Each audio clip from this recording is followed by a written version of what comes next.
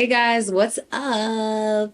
How you doing? It's your girl Claire in the house. I don't know if you know me, if you don't know me. However, I am a director of Color Creative House, founder and creative director of Color Creative House. I am a mother of a beautiful 14-year-old. I work in the entertainment industry, music as well. I do graphics. I market brands. And yeah, what else? What else? What else? And I'm an activist for women. And I just recently got appointed as leader for Women in Music Tanzania. So yeah, that's it in a nutshell. Career Talks na washikaji. Hey everyone, this is Klaire Talks na washikaji. My name is Carlton Niko na mwanangu. I'm Salim. And as you heard, today we're with Klaire. Hey Klaire. Hey. Kwanza tukwambia congratulations for being appointed as the head of the women music in Tanzania. Yeah, it's actually vice chair of events. So we're 5 of us. We've been appointed. So there's a vice chair, there's chapter chair, then there is communications, then there's PR, and then there is assistant chair. So we're like 5. We're called like the leaders. Okay. Yeah, that's pretty. And is it under the ministry or? No, it's not under the ministry. What it is that Women in Music is basically a nonprofit organization that was founded in the United States a long time ago. And basically, what it really does is that it's a platform that supports women, empowers and supports women in the music industry. And as it first opened up in America, it has branches all over around the world. Well, we call them chapters. And then we just recently started, they recently started opening up in Africa. So Nigeria, South Africa, and now Tanzania. So we have to hold the torch for Tanzania.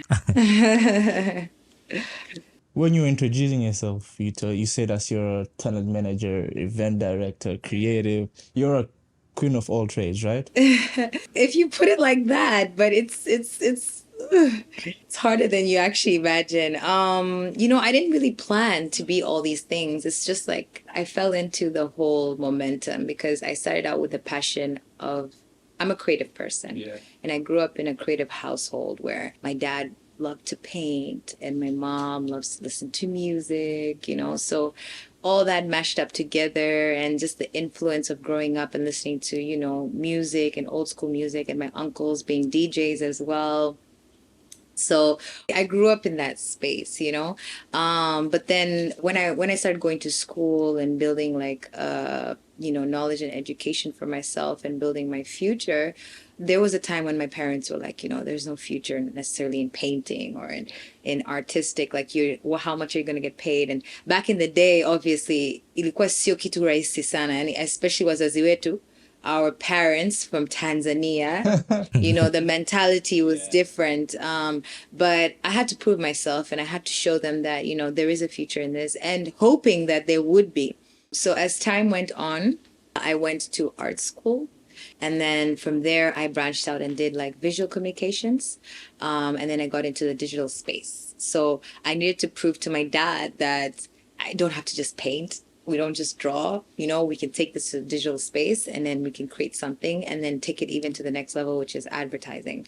So building concepts for advertising in different platforms, creating applications, because even before I got into music and entertainment, I was heavily invested in visual communications and marketing. So that the whole 360 from building applications to marketing brands, building identities for brands. So yeah. And that's like, it's heavy because when you build a concept from ground up, you have to first draw out the map, right? However that looks like, whether it's a sketch, whether it's, like, I don't know, a graph or something, but something needs to start with your mind, your imagination, and then onto paper. And then from there, you can transform it into something else. So, yeah. I mean, I was about to ask you that. You doing all that and making all that, it would have been really hard to convince your parents that I'm going to be doing this as a profession. So, I mean, I understand that till today, it's hard to convince parents that I'm taking this direction as a profession. Yeah. What do you think made your parents understand that, okay, Klaire, you can do this now? Well, it was a combination of things. Starting out from my dedication of not giving up, no matter what they said, and also giving them what they wanted as well at the same time, which was tough for me because my dad was like, you have to be in pure math class, you have to do the science class. Yeah, so I went through that, even though I was struggling at some time. It's not like I wasn't smart, but it was because I still was so invested and focused on the artistic route and even the way my mind works. So I had to do those things to prove to them that I can do them, but that's not the route that I want to go. And then I also had to do some research and find out that, what, marketing is not just all about drawing, or it's not just artistic. There's a different aspect of marketing. There's branding and selling and sales and so many other things. So I had to prove myself to them, and through the journey of going from because I also did hop from different schools, so I had a lot of experience. I did the NECTA syllabus, I did the IGCSEs, I did a little bit of the American syllabus, but then that was not my vibe. So I left, and then I went back to IGCSEs, and then eventually I left the country, and I went to school for some time in Nairobi, like a boarding school, and it was a combination of a lot of other curriculums, but I was able to focus on my art as well because my parents were not there. And that was, for me, that was like heaven on earth. Even though it was tough, most of my time, like during break, during like after hours after school, I would be hanging out in the art room. I had to prove my dad wrong. I had to show him that there's more to this than just, a piece of canvas. And then therefore, after I decided to go and move to college, I realized in college there are so many different options, especially like in America or the States. Like there were so many options I couldn't even pick from. I was going crazy because I was like, oh my God, what do I do? But then eventually I had to sit down with a career advisor and, like bring it down and dim it down to something else. And then my parents were like, are you really sure you want to do this? And I'm like, yes. And then when I told my dad I want to do advertising and marketing and whatnot, so he kind of felt like, okay, I get where we're going, and he hears that marketing, there's a lot of money in marketing and whatnot. And for him, he just wanted I just want my daughter to win the prize, like that kind of thing. And because he also worked so hard, to take me to all these great schools, expensive schools, very expensive schools, because my parents believe in investing in education and building a foundation, even though a parent may be stuck somewhere like in between or something happens, God forbid, but my parents believe like investing in a foundation, even sacrificing for themselves, investing in a foundation was like number one key. So that was something that they really, really, really worked hard on. So he didn't want it to go to waste, but it didn't go to waste. It didn't go to waste. Yeah. So then eventually when I went to college, I took marketing, visual communications, but I also took other classes that I didn't tell my parents about. And I promised myself that I would be able to handle the load. Of course, in the beginning was very tough. So I took visual communications and marketing, but then I also did like all these other classes. And I went to school in the first part of my education for uni. I went to school in Asia, and I chose Asia specifically because that time Asia was number one for things like animation and cartoons and drawing, and they were just ahead, and I wanted to learn more, and I wanted to be an amazing artist at the same time understand how to apply that in the real world. So I found out that Asia would be the best option. So I went to Asia, and during my school, again, I spent a lot of hours in the art room. I missed a few other different classes, and it was a back and forth. But eventually, after I started winning and getting merits for the work that I was doing, my parents were proud of me. But yet the question still derived, like, what are you going to do after? That kind of thing. And I had to build that leeway, and tell them, there's advertising in marketing and, publishing. And publishing is very creative actually, because when it comes to publishing, depending on what you're publishing, not just gazzetti, like magazines, for instance, there's fashion, it's a whole different ballgame. So I had to open that horizon and show them everything. Like I literally had to draw out, a map for them. But eventually my parents started understanding, and I even showed them that, even during school, after I think my second year, I started working as well. So I started earning a little bit of money, paying for my apartment and things like like that. And then actually people don't know that I actually had my son during my gap year before I went to college. So I had to prove my point. I made some mistakes in between, and I fell in love with this guy and whatnot, like when I was very, very young and naive, and then I got pregnant.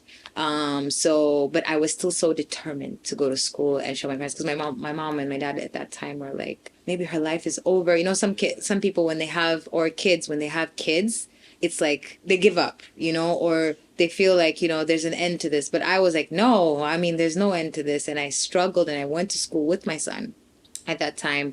And, uku napambana naye. Sometimes my mom will come and help me, like come visit and help. Uku napambana naye, uku naenda shule, uku I have a second job. Like I was hustling out there, and I was skinny like a stick.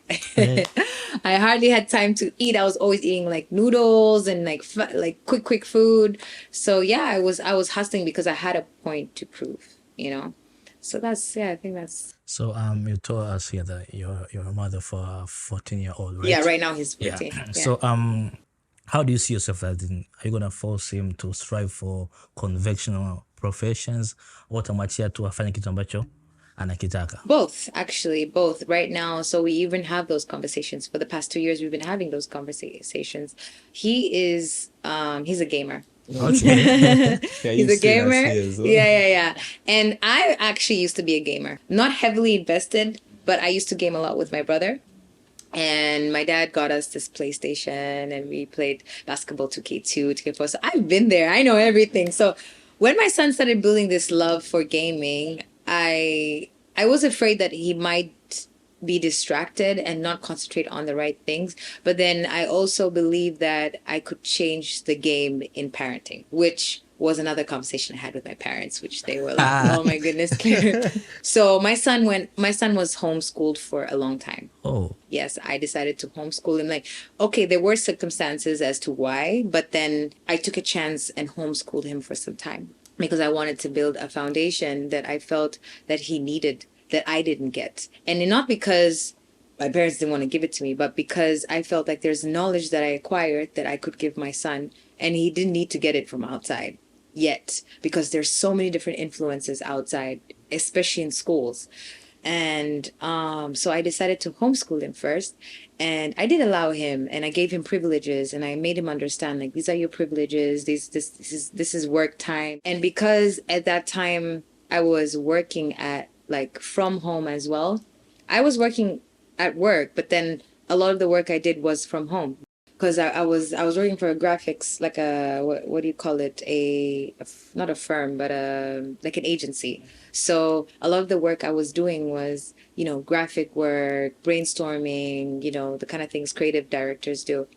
So I had a lot of time at home, so I had a chance to really like structure this boy's life, but not in the very strict way, but in the way like I wanted to, because there was a time in the beginning of his life I wasn't there, because when I came back to Dar after college and everything, I was hustling to get my point across that I wanted to get a good job. I wanted to, get some high ranking and all of that. And then I realized, boom, after 3 to 4 years, I was like, my son's missing out on me, So I said, you know what? I quit and started working from home. And it was a tough decision in the beginning. My parents were like, what are you doing and whatnot? I was like, no, I want to be at home more. Because there's a time when my son came to me, and I would always have him in the office actually during the weekends, because I was a workaholic, like literally a workaholic. Have him in the office, and he would be like in the common room playing games and stuff like that.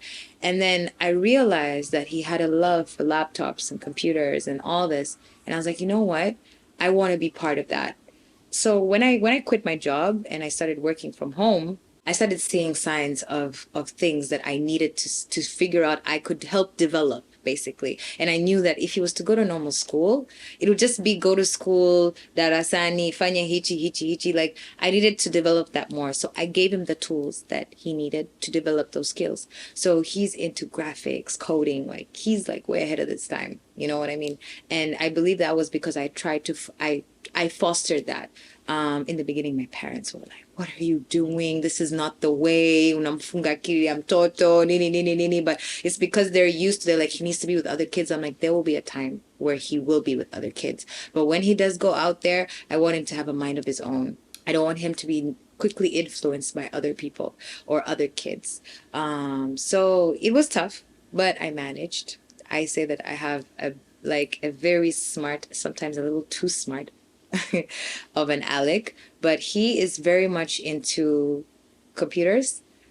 He games. He even like schools me on some of the tech that's happening right now. Yes. There's a time when I didn't understand the concept of NFTs. Yeah, NFTs. And he was like, Ma, let me tell you what it's about. And then he was like, but NFTs is dying out, man. I mean, it's just a concept it will never live on. Da, da, da, da. And I was like, what are you talking about? People are on to the NFTs right now, and Facebook's turning into Meta, and there's all this like online life and what da, da, da. And he was like, Ma, relax. It's all like on a freaking cloud, and it's just a concept. It's not real. So he was trying to explain it to me.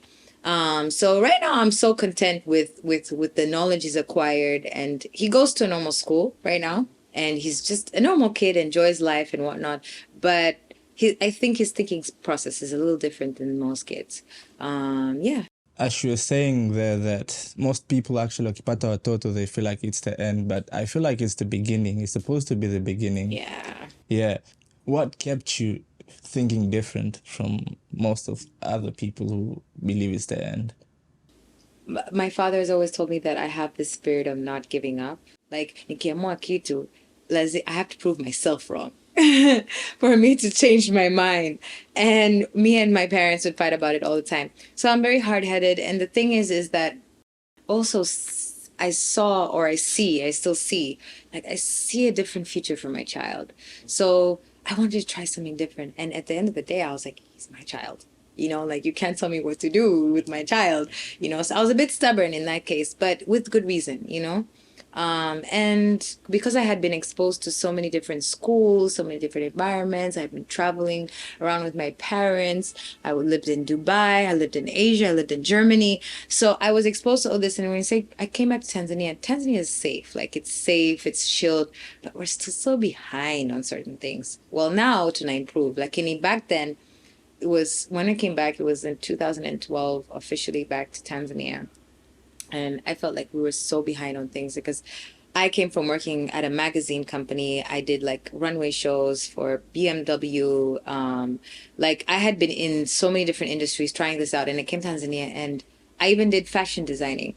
And when I came in, I was just like, what's wrong with the industry? Like people don't get paid well, back in the day when they get paid peanuts. If you're a model, you're looked at a certain way, especially when I'm in industry, you're treated a certain way. So there were so many things that didn't sit right with me. And for me, I was just like, even though I have a son, I want to instill a different mentality in him. And that is what really kept me going, period. Yani, chochote. Yeah. You said that you like being a leader. Is that the reason why you are a talent manager? No, not really. When I mean a leader, I don't mean like a leader, like a political leader, but I mean a leader in the things that I do in my work. Being a talent manager was not something I just woke up and said, hey, I want to be a talent manager. No. How did that It's something that just happened. First of all, this is how it happened. I was working in art, and then I built art and marketing, and then I started building concepts and creating, brand identities. And then from brand identities, and I started working with bigger brands and creating like brand ecos and manuals, and then all of a sudden in between, I decided to take my creativity to the next level, and I did videography and photography. And then from there, I started working with creatives and artists. And then from there, I started building brands from a different perspective. So it was like I was discovering, I was learning, I was forcing myself to do new things. Kumbuka, let me backtrack. I'm an artist, right? Yeah. Artists, unfortunately, get bored very quickly. We get bored with the same thing. It's niivo too. So when you're onto something new, you want to try something new, you want to challenge yourself. So I kept challenging myself. And even at work, it was like, I joined work when I came back to Dar. I was a graphic designer. But I had done so much already. On my portfolio, my portfolio was fat, but not for Tanzanian market. So they were like, let's put her as a graphic designer. 3 months after I'm done with my probation, they were like, oh, let's take her to head of comms and design. And then 3 months later, again, my KPIs were evaluated and they were like, she could do art director. She fits more in that section. And then as I was art directing and leading the team and all that, and then all of a sudden there was a missing puzzle to the piece where we needed a creative director. So I'd pick art director and creative director all at the same time. So I found myself in 2 positions at the same time.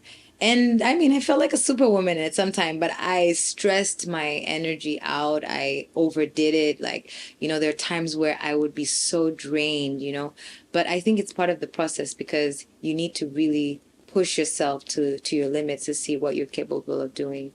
And then eventually, in the midst of working on branding and stuff, I had artists approach me. Can you brand me? Can you do this? Can you do that? Da, da, da, da. I would give them advice and whatnot. And it started out just as a joke, by the way. Just as a friendly, like, hey, you should do this, try this. Let me take pictures of you. Let's do this, let's do that. And eventually I was asked, manage me, do this, do that, So I found myself in that through experience, So how do you manage to do all this stuff you're doing right now? That's a question I get asked all the time. There's seasons, first of all, for this kind of work.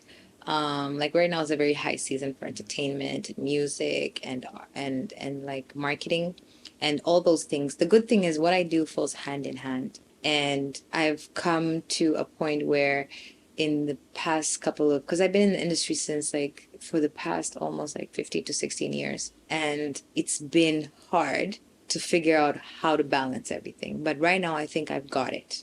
Not completely, but I still learn every day. But in the sense of the most important things that I need to focus on and how to break that down on what that looks like. So let me give you an example. Okay. Let's say I manage artists and I do branding for some brands. And then I do events as well. So what I do is I don't take too much that I can't handle. What's ongoing is my managing an artist or artists specifically. It's always ongoing, but then there are projects that come to me it's very project based. So it's very periodical, So maybe for the next 2 months, I'll be working on this project and these are the KPIs and this is what I'm to do. And sometimes I delegate as well, because then again, you cannot be a leader without delegating. You cannot be a leader in your work without being able to delegate work and to be able to make sure, even if you're doing the work, that you're getting help to do the work. And it doesn't have to necessarily be a fixed team because I work with everybody and anybody, depending. Of course, I have my certain people that wanajua kabisa. Mimi lazima nifanye kazi na Klaire kila mwezi. Lakini yes, dam familia. I call them family. But then I work with anybody and everybody. So if I have a project and let's say, give you an example, if I'm working on a campaign and it's a political campaign, for instance, or it's a politically influenced campaign, I will call people who are used to taking photos of delegates. I will talk to people who understand, first of all, Swahili content. I also start to put myself in the shoes of these people, have conversations with them, understand how their mindset look. So I start to build this environment for that particular project. And then I build on that, and then I see the key missing things. I mostly do the high-level concept and then break it down and then delegate work over time. But when it comes to like creative projects, everybody wants me hands-on. Like, Klaire, wewe lazima uchukue picha yangu, wewe lazima ufanye hichi, lazima ufanye hichi. So then it becomes tough for me to divide myself. So then I have to say no to certain things. Like, no, I can't do this right now. But one thing that's so demanding is managing an artist, because that is a full-time job. So when I'm involved in a project and I know that I can't be there, I will send someone who I know is capable to stand for me, report for me, or I will let that person know, hey, muda wangu leo ni limited, kwa hiyo nitakupa nusu saa au 1 hour, and then itabidi nirudi kwenye shughuli, then tomorrow we can sit down for 3 hours. So I kind of go from day to day. And even the other days, I was on some other interview and someone was asking, Klaire, how do you balance your life, your time, your kid and everything? And I'm like, it's a day-to-day thing. It's not like, there is never a day that looks the same. yesterday and today is totally different. The only thing that is the same is the certain things that I input in my day. So let's say you wake up, meditate a little bit, pray, because with a creative mind and all that's going on, sometimes it gets crazy up there. So I need to like ground myself a little bit. And this could be in any way. It could be through prayer, it could be through meditation, it could even be through listening to an audio, it could be listening to someone. It could even be tuning into, your podcast, just to refresh the mind and ground myself. And then what I do is I normally write. This is my little diary over here. See this? This diary over here is, I write and scribble all kinds of things, my goals, my tasks, whatever it is. And then I look and I group myself together. So those are things that I do like every day. And then I know like my son, for instance, he's 14. Anajua mwenyewe like anajiandaa kwenda shule and all that stuff. I've instilled a certain structure in the house where there's a routine that's already known. So I know by 5, he's already out of the house because the bus comes to pick him up at 5. So wow. Yeah. Ushasawa. Yeah, he wakes up at 4. There's a dada who supervises. So if I'm very tired, I can't be up. But I normally hear him because I live in a very petite apartment.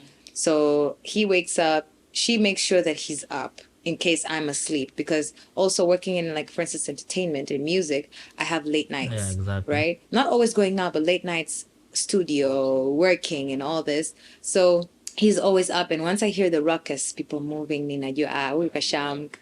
okay, so I just check. Mwenyewe anajua anachokitaka, if he wants a sandwich to make or chapati or whatever or cereal. He's a grown boy, so he can make his breakfast. She just supervises that, he doesn't take like, the phone to school or, she helps me be like my second eyes, Otherwise, I really don't need the data because we both, like, he even does chores in the house. But I just need that second pair of eyes because my household is so hectic.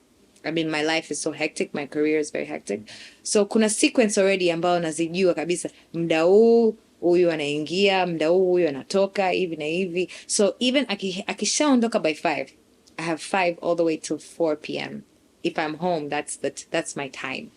So what am I doing with that time? So whether it's work, whether it's my own time, whether I'm relaxing, whether I am calling people, whether I am planning my day, whether I'm planning my photo shoots, whatever it is, I need to do it within that time.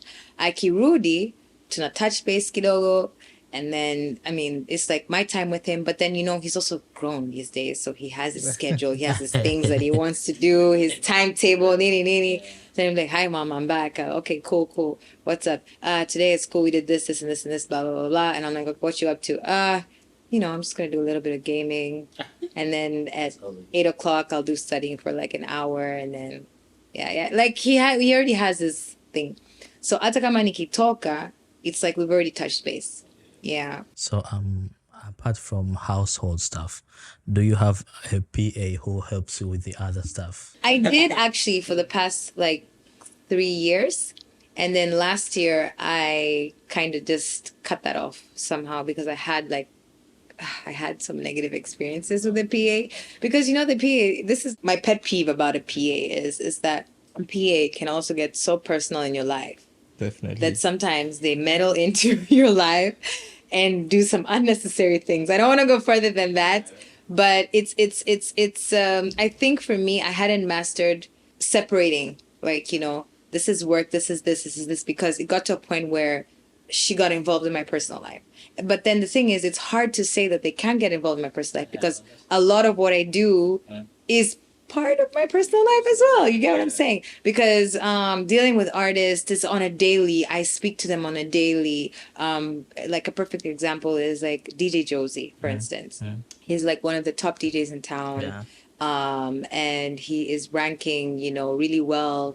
And he's doing a lot of things out there, like international level, and he works with different brands, he works different outlets, so the schedule's hectic, and when we touch base as, I'm manager, he's artist, but managing an artist is not just about, okay, what needs to be done today. No, it's about listening to them, connecting to them, understanding their character, understanding what they want, because you're building their brand. Exactly. So you have to understand deep down, like what it is they want, how to translate that to the public, and without being malicious or without being too prudent, or without creating a scenario where he's too judged, as well. Like, it's a lot because I have to be the mediator.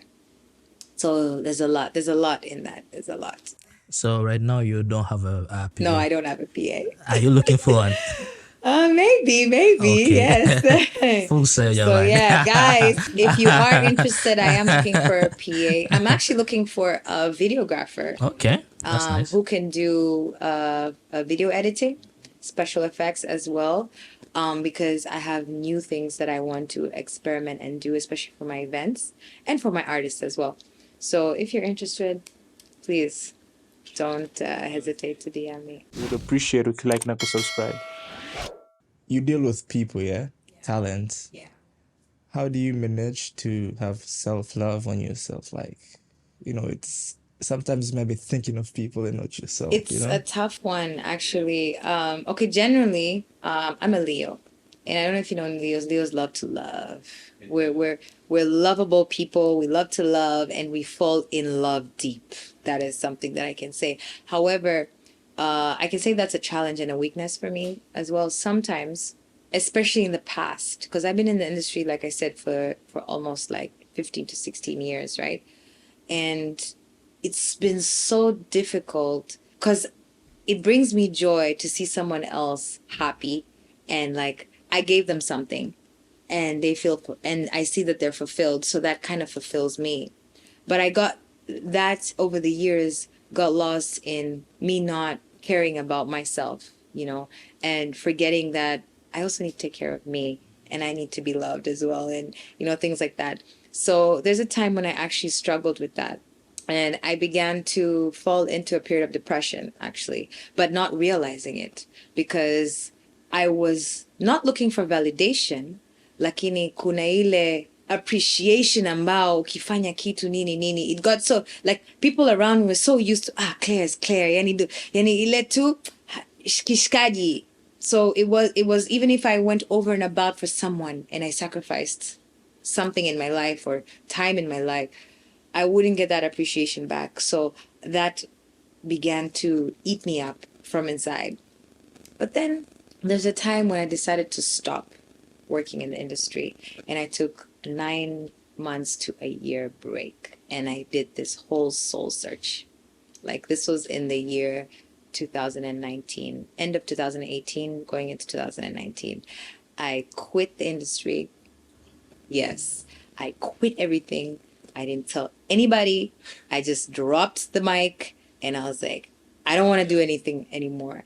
And then I said, you know what? Nataka nimjue Mungu zaidi. Like, I wanted to do some soul searching. I wanted to know God. I felt like I was missing something. And little did I know, it was just building that self-love in me, that confidence that I had all that, but it's like I was not giving myself enough self-love. And I'm not talking about just the self-love. I'm not talking about the materialistic self-love. I'm talking about the inner self-love of spending time alone, appreciating myself, my work, doing that inner work. And I think that also is part of mental health, very important. So I spent a lot of time alone. I spent a lot of time reading the Bible. I spent a lot of time going to church. I dedicated my time to the church. I wanted to know God more. And that's when I began to understand the overflow of God's love and how to apply that to my life. And I think that was my healing journey. And then from there, I began to understand how to basically embark that self-love. And then now it's easier for me to give that to somebody else, So it really starts with home first, because if you're giving, and you don't have anything left for yourself, you're an empty cup, then you don't have any more to give. But if you're an overflow, then you'll always have more to give. So yeah, I think that's pretty much how I handled it. I did a whole blackout for a good 9 months. And then when I was ready, I came back into the intro. Klaire nimeokoka nini? Yes, nilikuwa nimeokoka. Mjue nimeokoka. But I mean, you guys call it kuokoka, but basically I had always grown up in a Christian household. of high beliefs and things like that. But it's just that I didn't know how to sometimes focus my time on that specifically as Klaire. Nenda kanisani tu, inakuwa kama ritual. It's a routine. Yeah, it's a routine, it's a ritual. But then I began to understand how to draw that love and apply it to my life, my family, and everything.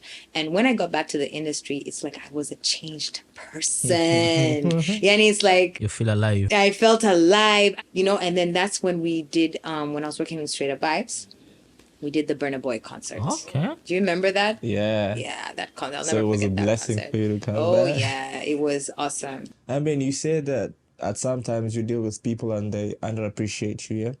Umeshai kufanya kazi na a talent, then for them to succeed, alafu wakakupush out. Yes. Oh, yes. You know who you are. No, I'm joking. I think that is a normal thing in the industry. Ila, I think there's this word called people take people for granted. And they feel that at some point when they reach a certain level, they don't need certain people. And I think this is a normal thing. However, shai kuntokea sana. And it's painful. It's a painful thing because I also am very heavily invested in talent building. And it's not just music. It's also talent building in artistic talent. So communications, building content, videography, photography. So even before I got heavily involved in music and entertainment, I was doing like workshops for individuals who would just contact me and say, Klaire, I really want to know how to create content, or I want to know how to use camera. I bought a camera. Can you teach me? So I'd go to people's houses and I'll teach them and I'll create like these mini courses and take them through the whole experience. And, some of them are really doing well in the industry right now. I mean, I don't want to say any names, but They know themselves. they know themselves, Yeah. exactly. And eventually I realized it's a passion that I have.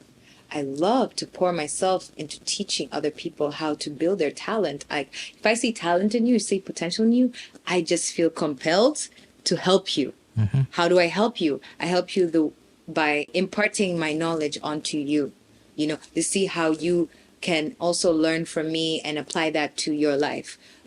So that's a very important thing. And that's one of the things that I can say that's my purpose here on earth. I know that for a fact now because I was made to serve people. Whatever industry it was, I know that there's a lot of people that have ambawamiinuka or they've built their careers based on the foundation that I've helped them build. And I'm proud of that. I'm very proud of that. So, out of all the jobs you have, Yeah. do you have this job, let me call it sustainable job ambayo unaifanya kila siku? Okay. So like managing an artist, obviously the percentages, right? So like that's why I said it's a full-time job. So as time goes, as they continue to do their art, you get your percentages, right? So I think that's the most consistent. Lakini, I have my company called Color Creative House. And Color Creative House is a creative hub. Mm-hmm. And apart from doing workshops and programs and things like that, it is a hub where we get like a lot of tenders on building like brand identity, creating visuals for different platforms, entertainment, you name it. Like it's not specific. It really depends on the kind of job and what it entails. But that's probably my bread and butter. What job do you enjoy the most? Zile ambazo ni zile contract ambazo na specific time au hiyo ambayo unafanya kila siku? That is from job to job, to be honest. I love working with talent, but talent. Excuse me. Yani inabidi uwe na moyo, rafiki yangu. Yani you have to have moyo, you have to have Patience. Open mind, patience. You have to be very like mnyenyekevu sometimes because you're dealing with personalities. You're dealing with characteristics that are just there. Hazitaondoka. Oh, and a sense of you humor. you have to shape them in a certain way. Sometimes unakuwa unafanya kazi na watu ambao hata mentality zao ni tofauti kabisa. So it takes time to build them from A to Z. It takes time to build them. And it's all about like talking, conversation, kuwaonyesha, experience, twende huku, fanya hiki, nunua hiki, va hiki. It's all about that. And it's like, you need to be their friend, you need to be their companion, you need to be. So it's a lot of personal like building. So that's something I really enjoy, but it can drain you. It's draining. It's very draining. Oof, just so draining. Not in a bad way, guys, but it is very draining. And if you're not a strong character and you're not someone who is grounded, yani unaweza ukaona ni kazi ngumu sana and you'll be frustrated every day. Like every day. Kwa sababu, it gets to a point where unaweza kafokewa hata hujaambiwa, yani it's not your fault, lakini inabidi tu kubali. You have to take it. Yeah, you have to take it. You have to take it with a pinch of salt. Lakini, I can say that for now, my favorite, or what I enjoy the most, is actually investing in my time to make my music and my crafts, which is I recently started doing. I just recently actually coming out with all this, but when I was in college, I did visual communications and marketing, but I also did audio engineering. So I did a minor in audio engineering. And during that time, I wanted to learn how to produce music. And when I came back to Tanzania, I was devastated by the music and the level and what's going on. And then I kind of just put that to the side. I was just like, you know what? Let me focus on visual and more brand identity and whatnot. And that was more like what my parents wanted me to do. And I needed to prove a point. But Sanasa Kimziki was not taken seriously, ile. But it was an inside passion that was burning, and it's still burning. And ndio maana uniona kwamba nimeingia kwenye entertainment, and all of a sudden nimeingia kwenye muziki, and then now I'm managing artists, and then juzi kati hapa niko studio and I'm spitting some lines and people are like, yo, why don't you do your own music type thing? So I just generally decided to embark into that journey as well and see what it has prepared for me, but also because of a life-changing experience that I experienced earlier this year. I literally almost lost my life. I had like a mishap where I had some internal bleeding and it was an emergency situation. So I literally almost lost my life. And when I woke up from all of that and everything, it's like I felt like God was just telling me, like, I've given you these talents, other talents. Why aren't you using them? I remember being on the hospital bed, like, ER, the series ER. So I was there and I was in pain and they were taking me through. So I was seeing the lights, like, that shot. It's like a movie, right? Yeah, it's like a movie. And then I was like, is this really happening to me? Am I going to make it? Oh my gosh. And then they put me onto the operation table.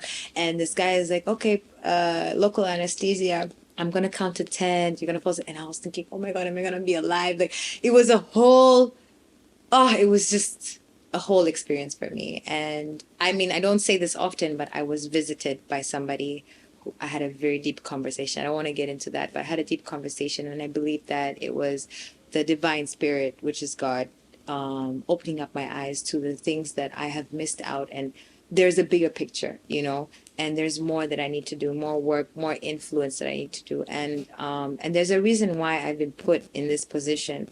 So a lot of my senses and eyes open, and I said, you know what? I've always wanted to do this, and I've always felt like I've suppressed it, like not just suppressed it, but I've been shy. I've been vulnerable to kind of let that out. And because I've never really had somebody to support me and be like, yeah, you go girl type thing, because I think the only person who has seen me be me is my son. But every other person, even my closest friends, they don't get to see that side of me. And I think that was something that I've hidden for a long time that I want to just let out. Okay, you did sound engineering. Yeah. As a minor. That means that makes you a producer as well, right? Technically, on the books, yes.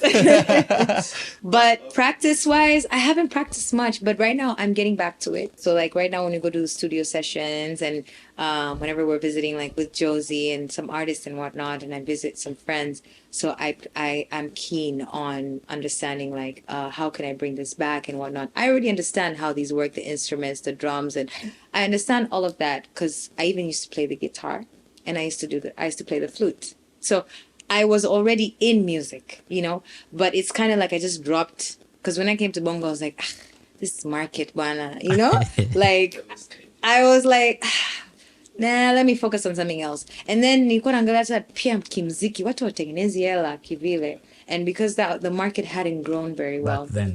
Back then, and like I was discussing here before we started this session, Bongo flavor and its origins, I was like, sasa mimi nikiimba mziki wa kizungu watu wataniona, yani I was just like, because for me I wasn't about exactly, I wasn't about to sing like bongo flavor. That wasn't me, but right now, the music is elevating, and there's digital platforms, streaming platforms, so why not?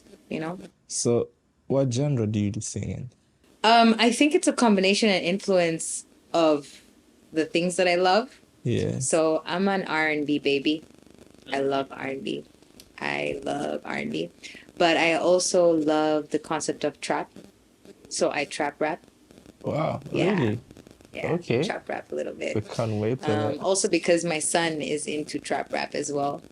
So that kind of, I don't know how that fell into the mix, but I really like to trap rap and sing as well. Yeah. So it's a combination of like 3 to 4 things. But then Piata Squeezy, like I've been experimenting with DJ as well on the decks, and I manage all these DJs. So I was like, you know what? I can also learn this. Let me try. So now unaweza because I've studied audio engineering. I know the EQs, I know the outputs, I know everything. So it's just a matter of understanding how to connect it, understanding what this does, this and this. It was like bringing back the knowledge when I do it. And it's funny because no one has actually taught me how to DJ, but I've learned from looking and some tutorials and whatnot. And Ukitia, I was like, I was with one of my DJs and I was playing around DJing and whatnot, and alikuwa ameenda kupumzika, and then all of a sudden came back, and then I recorded myself because I wanted to hear like how I sounded, and then I played the mix, and I was just watching. Kona kula napiga msosi hapo, I was just watching, and then he was listening, and he's like, oh, who's that? And I'm like, that's just somebody you don't know.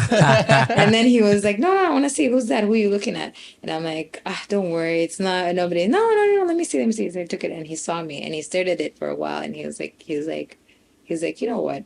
First of all, he said 2 things to me. He was like, is there anything you can't do? Number 1. Number 2, he's like, you're actually good. If you actually like take this seriously, you can get somewhere with it. And I was like, I don't know if I really want to be a DJ, but I'll add it to my profile, somewhere there. So I can DJ, and I DJ. And what I love to DJ is, despite the fact I love R&B music and, hip hop and all this, I don't DJ any of that. I DJ high BPM music, because I love to hear the beat, the sound.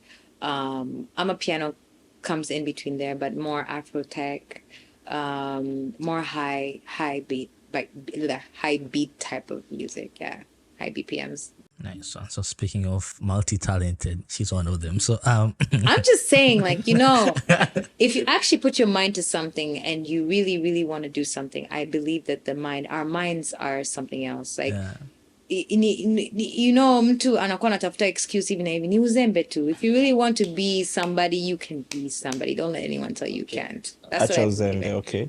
Yeah, I chose them. Yeah. I wanted to ask, are you planning to do music just as hobby, or you want to fall into business part of it? Because you have a lot in your play right now. So I'm already in music business for the, like, wasanii ambao na manage na pia, the artists, which I've started heavily now. And like, as now I'm in women in music, and it started out as entertainment, but now I'm learning a lot that I want to apply, and not just for my artists, but for myself as well. Because sasa I don't need a manager. So I already know what I want to do. Part. Sorry? For your music, you want to fall into the business I want to fall in the business part, but I want to do it. I don't need to do it I don't want to do it in a specific, like, how can I explain this? I don't want to do it like and create like a specific, like, these are my KPIs and this is what I want to do and I have to be this way. No, I want to be clear because it's an art for me. I want to create music. I want to see how people react to it. Okay. I want to create music and beats. And right now I'm in the process of it. It's been almost 6 months now. And I'm taking my time. Like, I have demos that I've made here and there with a couple of people. People send me beats. I've written songs here and there. Like, it's the creative process that I'm enjoying, and I'm not in a rush. I'm not going to do it because lazima nifikie hii, I need to be famous. No, I'm not even doing it for that. I'm doing it because it's always been there. The love has always been there. So let's see next year what the year is gonna bring us. Would appreciate if you like na subscribe. I understand that the industry is really challenging, yeah? Yeah. What would you say is the biggest challenge that you have actually faced? First of all, being a woman. Being a woman in the industry is challenging because, first of all, there's a perception, especially in Africa. Well, I don't want to say just in Africa, but I just feel that as a woman, there's a perception that us women have to uphold, number one, or have to go through. And then because we are living in a male dominated world, although us women are trying to dominate, but we're still living in a very male dominated world. And the music industry is very male dominated, especially in Tanzania. So that brings me to my statement that as women, there are a lot of challenges we face. And I'm not just talking about like your daily business challenges. I'm talking about the challenges you face. Like you want to get somewhere, you're given an ultimatum. For instance, you're told that maybe you can't do this until you do this.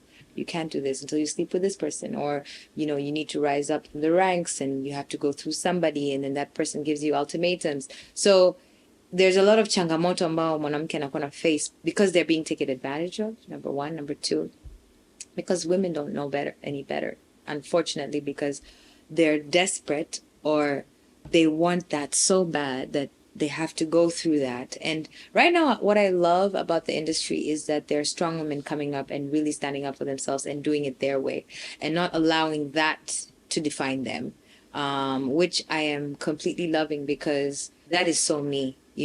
I would rather stumble and fall than have to go through somebody and be sexually harassed or be forced sexually to do something that I don't want to do, because what people don't understand as a woman is that maintaining that sense of dignity that's part of that. I mean, like being able to maintain respect, and once that's broken, people don't see you the same, at least even the people that have made you go through that. But unfortunately, in the industry, just in general, it's a very tough industry because worldwide, it's built on breaking character. And so right now, like specifically in music and entertainment, there is this already this foundation that's built that you have to be broken down. Like, I don't know what they say in Swahili, but it's like they have to break you down and make you and build you up again. And what that breaking down looks like could be in the form of different things. For instance, breaking down character, breaking down dignity, breaking down, and that's why you see a lot of these international artists facing a lot of mental health issues and facing depression and because they come in innocent and they end up leaving like, a whole different facade, a different character completely. And it's not a bad thing, but I think there's levels, and it really depends on how bad you want it. But unfortunately, those are the negativities of this industry. But what I'm loving about this right now is that these days there's independent labels. You can be an independent label. You can promote your own music. You can build your own brand. You don't have to be signed to a record label. You don't have to be managed by a certain person. You can manage yourself, or you can ask someone who you trust to manage you. So you can keep it in the family. So sasa hivi kuna jinsi za kumaneuver and to figure that out, but it's still tough. It's still tough because there's a lot of dominance over the industry and people who dominate the industry. And I speak in the international sense, but hata Tanzania yenyewe ukiangalia, like over the ranks, when you see the artists, ni wale ambao wanazidi kukua. Wale wadogo bado wana struggle. So I am the kind of person who wants to support the underground. I want to be that person to pull up the undergrounds. And even if they don't stick with me till the end, but I know that I was part of that change. I was part of that impact. And that's what I've always been about. That's when people be like, wait, Klaire, una support sana, like have you ever thought about managing like a bigger artist? And I'm like, I would love to, but then managing a bigger artist means you already have to deal with a huge ego or a character that has already been built on something else. Yeah. Number one. Number two, I believe that I can make a change in somebody, a positive change. I don't want it to be a negative change. So it's easier to build young talent and show them the ropes and build that foundation. And I would rather do that than coming in at the later stage. You get, it's easier to build talent in a very decent and proper manner, or being able to lead them in the right way when you get to build them when they're young, yeah. That makes sense. I mean, speaking of it here, umegusia about mental health za Yeah. wasanii. I mean, I understand they go through a lot, especially with the social media. Yeah. Like, I'm new to the industry. Let's say I'm the talent and I'm new to the industry. How do you help them manage or mitigate the challenges and the stress that they face in the Conversation is key. You need to have those pep talks. You need to have those talks because let's say in an African culture or Tanzanian culture, it's hard sometimes for like men and women to open up because of the kind of backgrounds they come from. So sometimes even that emotional stress, they don't even know they're going through emotional stress, So you have to find ways of putting them in comfortable spaces, being able to bring out and draw out their vulnerability so that you can understand how to help them from ground up. Conversations, honey. Conversations are always like the main key to really helping with those kind of things: depression, mental health, thinking healthy, thinking more positive. And you can't avoid the negatives, but it's how you work through it. Especially when you're building talent from ground up, utakuta yeye kashakuwa na mentality yake wewe uko hivi, yeye uko hivi. How do you meet? You have to bring yourself down huku so that you can meet and level up. Akishakuelewa basi mnaanza ku build together, and that's just how it works. And that's why I normally point out that a good manager is measured by how they're able to manage. When I say manage the talent, be able to come down and understand their talent to a certain level, hata kama sio level yake, and then how to elevate them from there. Because it's not just about fanya ichi, because at the end of the day, if you look at it, an artist, and if you're managing an artist and an artist has a manager, the manager works for the artist, technically. Mm-hmm. It's not the other way around. Yeah. You see? So the artist is your boss, but then they don't understand that yet in the beginning.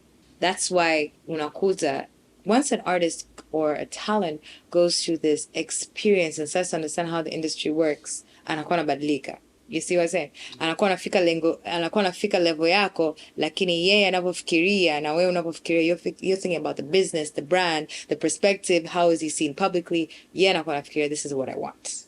So you have to find a balance. You really have to find a balance, yeah. Hapo kwenye mambo ya criticism in social media, how do you deal with the criticism? I mean, you manage talents. There's lots of negative comments down there. Yeah, how do you deal with those? I can't lie. I'm human. Some days are tough, and some days I don't really care. But I had to build that shell. In the beginning, it would be like, but why? Like it would affect me. Yeah. But nowadays, I realize that it's not me. People say, oh, it's a reflection of you. No, it's not a reflection of me. It's not. It's just in the industry, utakuta, entertainment is all about perception. How do people perceive you? You'll have people who will love you. You'll have people who hate you. You'll have people who are jealous of you. You'll have people who, appreciate you. Exactly. So how do you manage that? And how do you deal with that? First of all, number one, you have to be confident in yourself, right? Number two, don't allow the outside noise to affect your inside spirit. So these are just the basic foundations that I can say can help, but then also we're human. We're emotional, especially as women, as a woman, you get emotional. But once you start to build, once you understand your confidence, you understand your value, you know where you stand, what you bring to the table, it's easier to just block that negativity out and just always try and keep it positive. And you cannot avoid it. Even artists wenyewe. Yani, sometimes artists get the harshest criticism and they go through their own type of depression, But when you see that yourself, you realize, I need to be strong for this person. I can't break down like this person is, you see. So you build this strong exterior outside and you find ways to make it work. So how many artists do you manage right now? I like to say talent, by the way. Okay, talents. Like roughly 5 right now. 5 solid. 5 solid. Yeah, 5 solid. And then I have like a couple of others that I advise. They just hit me up, Klaire, oh, madam, please help me with this. What do you say I do? Because honestly, like even these 5, everybody I manage on a different level. Because if I was to manage them all on the same level, kwanza wao wenyewe hawajafikia same level wote. Kuna mmoja ambao yani yuko superstar already, mwingine yani he's in between, mwingine yani she's like still starting off, so inategemea. And then depending on what they need, because every artist is different, what they need, where they want to go, what their goals are, I advise them, I help them, I navigate them based on what I see is good for them and their vision, and I help build that for them.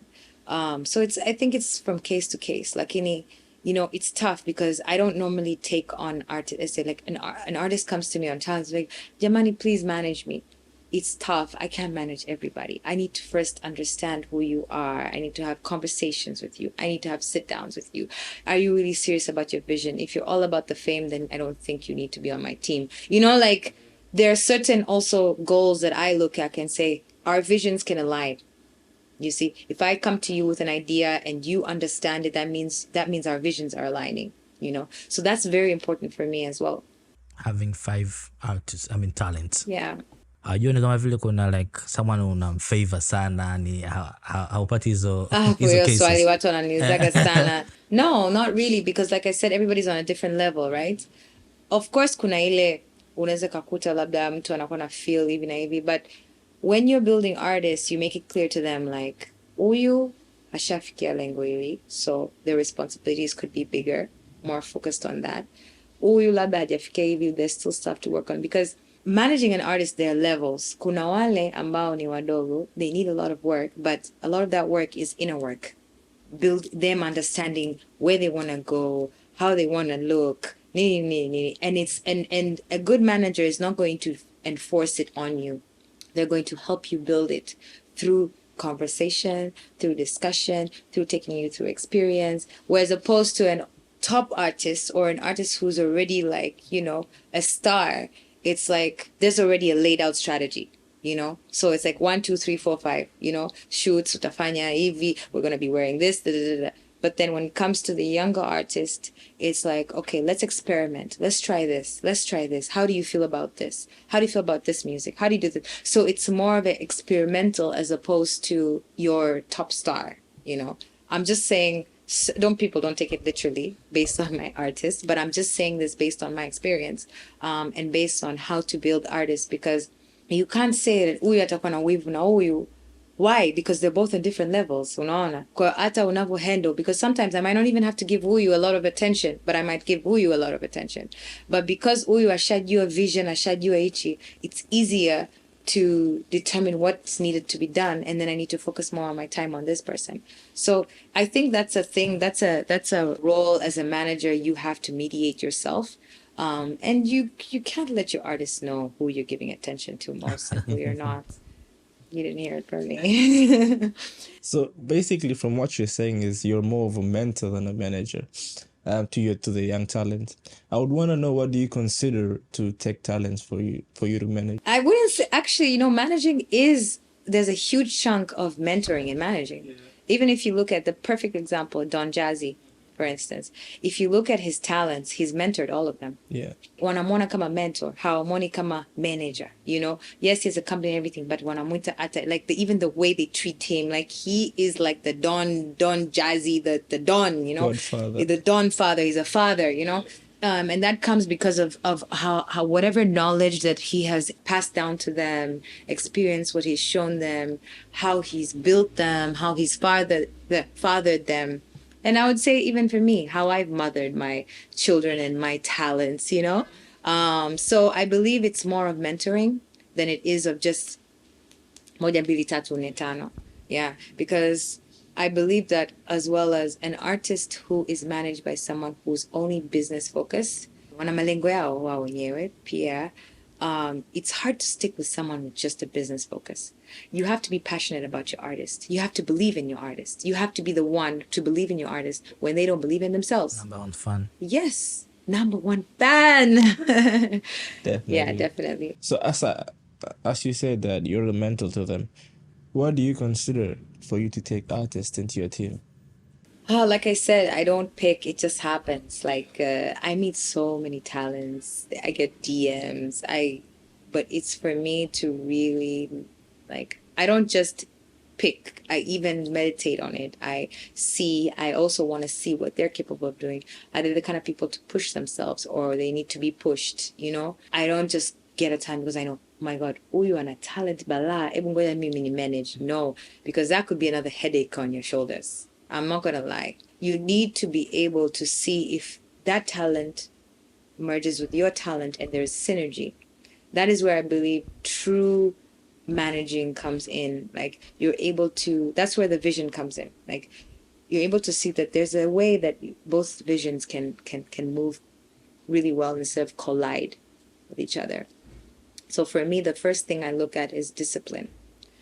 Does the person have self-discipline or some ounce of self-discipline? You get, and if they don't, I look at other traits, like for instance their character. Are they respectful? Are they humble? Are they too invested in their talent that they they think there's the it thing? And if you want to manage that kind of artist, manage, but for me that might not work. You see, I need a point in time where you need to humble yourself, and we need to do the groundwork, you know, because utakutana huko kwa mbele where I'm not around. You need to stand for yourself. I might be afraid that huyu akikutana na watu fulani anaweza ka create image ambayo sio, unajua. Yeah. So all those things matter, and it's also a learning curve for me as well, because there's a time where I was like, oh, I'm gonna manage this person, and then I was like, kumeumana hapa. No, it's not gonna work. And unfortunately I've had to tell them, like, listen, maybe this is not the right time. Come back to me when you've done more 1, 2, 3, 4, 5, you know. And it's sad because it's a tough conversation to have. Like, it's the one that's needed. Yeah. And I like to be true to my talents, and if I really, really, really want to manage you, I have to truly, truly believe in you. Like, believe in you and your talent, because there's no one else who's gonna believe in you as much as I do. You spoke about meditating and journaling. I mean, I think most people don't understand the importance of it. Yeah. Could you tell us how has it helped you? I think journaling in itself has helped me a lot, because first of all, number one, journaling allows me to put my thoughts down on paper and to be able to get back to what I'm thinking, how I'm thinking, why I'm thinking that. And it helps me process things, or helps me see myself from a different perspective. Like, it's like I'm almost looking at a glass window. Yeah. Like, oh my gosh, I was actually thinking this. This is 2 years ago. Yeah, exactly. I used to do this. Actually, I stopped doing this recently, and actually you just reminded me I should start doing it again. But I used to do this ritual, and I even used to tell my friends, let's do this. Every time on my birthday, I would write myself a letter, right? And then I'll open it up on the next birthday. So I'd close it up and open on the next birthday. And what I would write in the letter would be like what I've accomplished, what I've done, my goals, my dreams, and then the things that I want to do. And it would be I would be so excited when the time goes. I don't know what happened, like life caught up with me, but it would get to a point where that was the only thing I looked forward to. Opening that letter up again and looking and reading it. And it was hard because I would have to hide it. Like, inabidi niweke kwenye box nifungeshe, yani. I couldn't go to read that letter until one whole year passed. And it was a good way for me to evaluate my growth, my development, my thinking, my process. And it also made me understand things from a different perspective, understand myself better. And also it made me understand like the bigger picture of like, Klaire, okay, this is where you're going, or I need to work on myself a little bit more, things like that. And and that's one of the reasons that help. I mean, I can say that's one of the ways that I helped build self-confidence as well, was through writing these letters to myself. And then in between, even not just the birthday letters, in between, I would, like I say, like my diary. Right now, it's a lot of scribbling and ideas and goals and stuff. But before, when I didn't have such a busy life, I would sit down and go on a self-dinner date or go hang out somewhere alone And nilikuwa napitia maisha, heartbroken life, just broke up with my boyfriend or whatever, or like I lost a job, or like I had a fight with my best friend or whatever. I'd go on a self date and I'd sit down and light a candle, and then I would create an ambience that I like. I would have like a glass of wine, and then I'll start writing, listen to a little bit of music, and I'll just start writing. I just write, just whatever comes to mind, just write. Even if it's a story, if it's how I feel, if I'm like, I'll just write, and I wouldn't go back and read it. I'd write, and then nafunga. I'd write, nafunga, and then maybe a week later I'll go back and I'll start reading.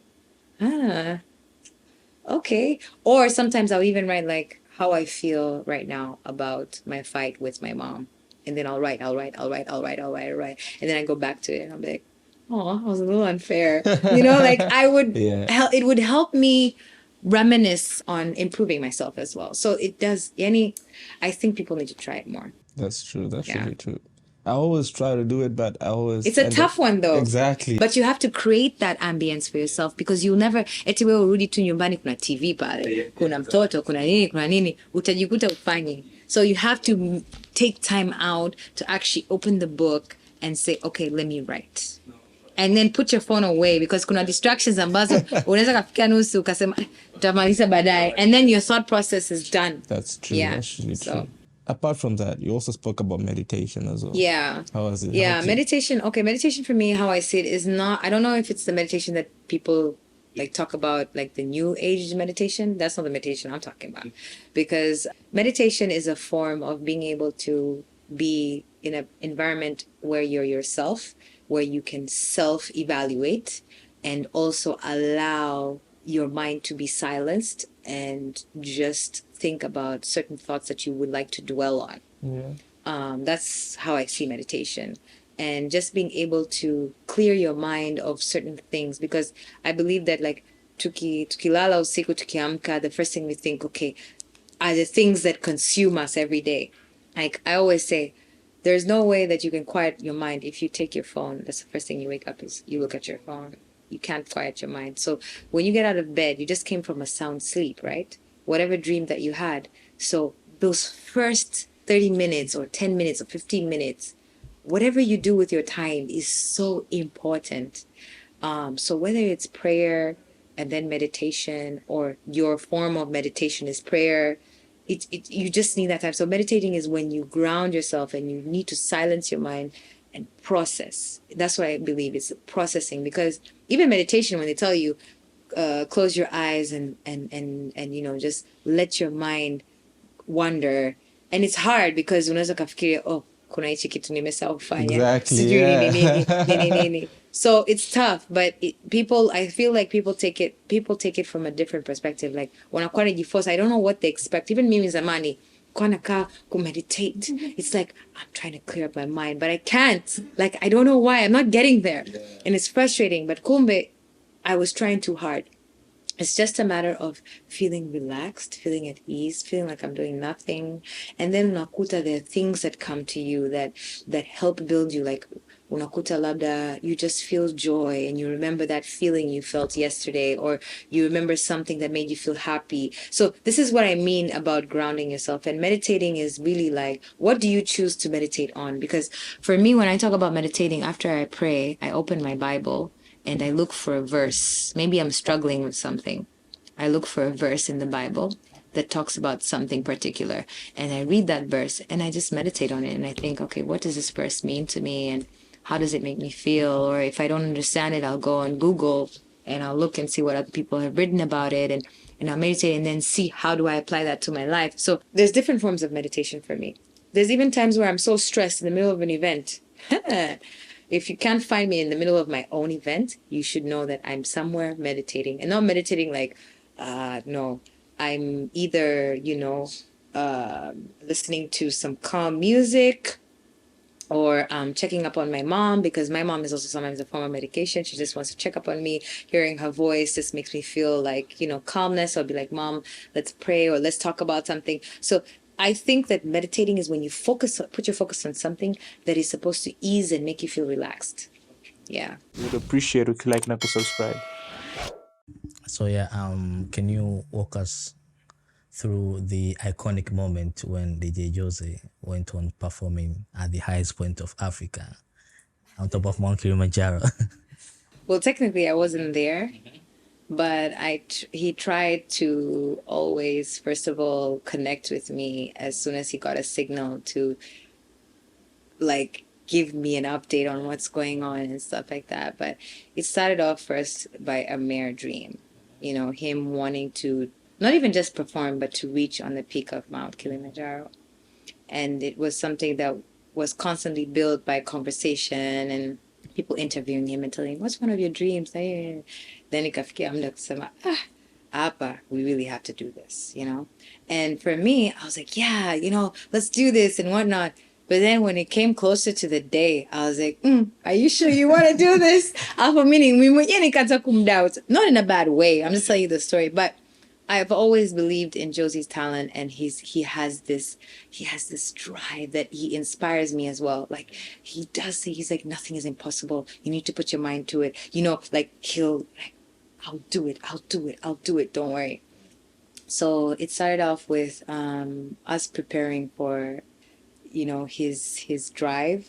He went with 2 people from the team, 1 videographer, 1 photographer. I was supposed to be on that trip, but I contemplated and I was like, I'm not strong enough for this. And hata yeye mwenyewe was like, Klaire, naomba wewe ubaki. Like, honestly, like, it's always been my dream to also climb the Mount Kilimanjaro. I've been at the foot of Mount Kilimanjaro, but I've never really climbed it. And someday I will. I will climb the mountain. But I think that just even thinking that he's going to climb it and he's going to play up there, and from the stories that I heard and people fainting and all of that, I was kind of doubting, like, I say, I don't know how it's going to be, but I was excited. And that time, kipindi hicho, tulikuwa tuna promote Sprite as well. We were doing the Sprite campaign, yeah. So when he was about to climb the mountain, we had to interrupt the campaign for Sprite, but we told them about it. They were like, include it in the campaign. Like, let's do it together, So they were enthusiastic about it. And we told them that we're going to record every step of the way, at least try to. And they were game, and they said, okay, fine, let's do this. And it was, and to be honest, I'm not going to take too much credit for this, because a lot of the ideas that came about it were Josie's ideas, because I think in his head, he had already envisioned what he wanted it to look like or how he wanted to do it. So it started off with, they drove all the way to Moshi, and they reached to the foot of the mountain. And when they got there, they had already arranged, I think, spoken to a couple of people there, like the rangers and whatnot, what they needed, how they need to prepare. So there's a few things that they'd already left with prepared. But when they got there, there was a whole, like, preparation process that they had to go through. So what clothes to wear, the gear and all of that, and, preparing mentally for that, which I wasn't part of the process, but I heard about it. And then before climbing the mountain, just preparing that mindset, because unaambiwa ukifika pale juu, yani kutoka kuna muda, yani hautakuwa na nguvu na vitu kama hivyo. Lakini mimi, they did not tell me that, you see. I'm not trying to be funny, but he tried to keep it from me, because he's like, oh, Klaire ataanza kuworry, ataanza kunini. So it's like, he was just like, yeah, tuko vizuri, we're gonna go up there with like 6 other people to carry our luggage, because kumbuka alienda pale na malengo kwamba anaenda kucheza on top of the mountain, not just to reach there. So he needed to carry like the sound box, he needed to carry the deck, he needed to carry the stand for the deck, they needed to carry. So there was a lot of extra stuff they had to carry. And ata ile carry that, it was a process, because ilibidi tupate watu kusaidia, because he couldn't carry them himself. He needed to be lightweight. Yani, you can't be carrying too much up the mountain, especially him, because he needed to have the energy to play up there. One thing I did not fathom at first was how, as they carried on climbing the mountain, that the air got thinner and thinner and thinner and thinner, right? And I realized that when he was almost like halfway through, because every step he got, he would either send a picture of the milestone, or a video, or he'll call me and look for network, and he'd be like an Eskimo. He'd be like, yeah, I'm here, and you know, or somewhere in some rock lying like this. And I was like, this is a freaking movie. But I was so worried. At some point, I became so worried, but then I had faith that, you know, like he'll make it, he'll make it, he'll make it. So as they were climbing up the mountain, from what I hear, it was easy at first, and there was a lot of climate change. But then it got harder and harder. However, Josie he has good stamina, even without going to the gym. Even if you can see in his performances, the stamina that he has is very enduring.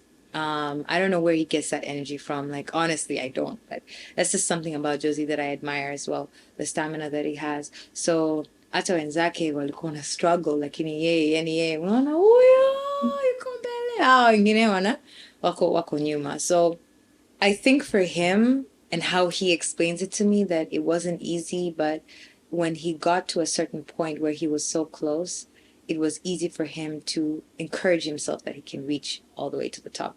And he wasn't alone, because he was like a whole group of other people that were climbing the mountain.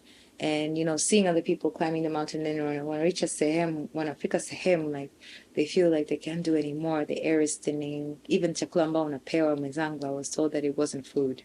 It was, you know, canned something.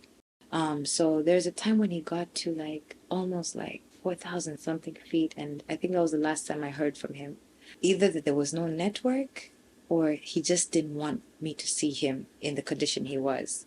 Because when you get up there, like your body, your skin starts changing and all these things, you know, obviously you're layered and everything, like mdomo here, it starts cracking up, and there's a lot. So I think he got to 3,000, 4,000 feet, and I remember it was snowing, and like he was out in the cold, and he was so super excited, and he was trying to, you could see like he's tired, but he was like excited that he's almost reaching his goal. Like, he was telling me, yo, I'm almost reaching my goal. I'm gonna make history. He was just thinking about that, you know? And for me, I was just busy worried about him, worried about my artist. What's gonna happen? But then I said, huyu ni mwanaume bwana, atajikaza pia. Nilikuwa najipa moyo, you know? Nampa yeye moyo na najipa mimi moyo. So as he was climbing up the mountain, mwenzake aliniambia kwamba like Josie, you did not show any sign of giving up. Like, you know, he just continued, and he reached at the top before anybody else. So when he got to the top of the mountain, he was up there for, I think, more than 5 minutes, more than anybody else. So by the time everybody else got there and started setting up, he'd already sat down and but then it's crazy because he doesn't even want to tell me so much of what went on. But when I think about it and I know what goes on top of the mountain, and Atawato can explain what happens there, like, you can be up there for more than 15 to 20 minutes, like, because the air is so thin, you know. I was once told that, you know, there was a couple that got up there and decided to, I don't know, kiss or make love or whatnot, and they ended up dying there or something. So there were so many stories that I had heard, you know, about no sio watu wa Tanzania, like people would come to climb the mountain, you know, whatever goals they had. So I was a bit worried. And then I hadn't heard from him for like, was it like 2 days straight? Like, no signal, no nothing. And I was worried. I was like, oh my God, what's happening? But I'm going to ukitia tumoyo. So apparently when they got to the mountain top, Josie rested for a couple of minutes, and from what I understood was those guys who were carrying the what do you call it? They helped set up. It was just a stand, very very simple. We simplified it. A stand with this black flap thing that folded. So we had it flap on top of the stand like this, and then we didn't carry the full-on blonde mixer. What we did was you just carry the controller, right? It does the same job. Connected all the wires, and then we had like the JBL speaker, a huge JBL speaker. So, and then he had like a couple of people who made it to the mountain with him, wale wazungu kama unavyoona kwenye video. So he just started DJing there, and he had his set already prepared, that what he wanted to have, like what he wanted to present. And people were vibing there with him, you know, on top of the mountain. It wasn't for that long. I think it was about like almost 10 to 15 minutes. He got a chance to play his latest song with Harmonize at that time, and put shout out to Harmonize. And just for him, he said it was tough, but for him just reaching there on the top, he could not feel his hands, he couldn't feel and he couldn't feel himself, but it was a moment where it's like an outer body experience where, you know, you're in it, but you're not in it at the same time. And if you notice on the video, he takes out his glove to DJ, right? So I just want to put you in perspective, thinking about that. Like, you take your glove out in like a minus top, where it's freezing cold, like a freezer, and you're up there for 15 minutes, and you still have to come down. Jamaa, yani alikuwa na DJ pale, mkono wake, yani it's almost like ilianza kuganda. Not kuganda, but it started getting frostbite, because you know when you go to these like very cold areas, you get frostbite. Yeah. The frostbite, if it's not properly taken care of, it can really affect their nerve system. So that's also like something that he went through, but he fought it. He at that point he didn't really feel it at that time. So after he DJ'd, he finished, and then they quickly rushed him down, because eventually, I think towards the end of his set, like the energy just dropped, you know, because he used a lot of energy jumping up a little bit, and like you think you could see there, he was really trying. He could have done more, but who knows what he was going through and what his body was going through. So that was a lot, and I almost cried, actually, you know, like after he told me, and I was like, what's, and he was like, mkono wangu tu sisikii vizuri, like he didn't want to tell, like mkono wangu sisikii vizuri, like I'll be good, and I was like, mkono wangu vipi, and then I was crying, I was a bit emotional and whatnot, but it was a good experience, because like it really felt like, even though it was just him who accomplished it, it felt like me just being a part of that as well, just made me feel so proud, and like, yeah, it was amazing. Just to finish up in perspective, yeah, you said that there's a lot of challenges for women in the industry. Yeah. If you had the superpowers, what would be the biggest thing that you would change? Like using my superpowers? Yeah. I would change, in the world, that's an interesting question. I would eradicate violence. I think the one thing that scares me is how violence puts fear into people, and and fear creates wars and things like that. So I think that's one thing that I would eradicate in a jiff, like instantly, you know. And why? Because I've seen my son be fearful of where the world is going as well. And you can't help it, you know, because this is out of our control. Like, it's something that I wish that we didn't have to, like, I wish we didn't have to face, you know. More peace. More peace to the world. After that being said, till next time.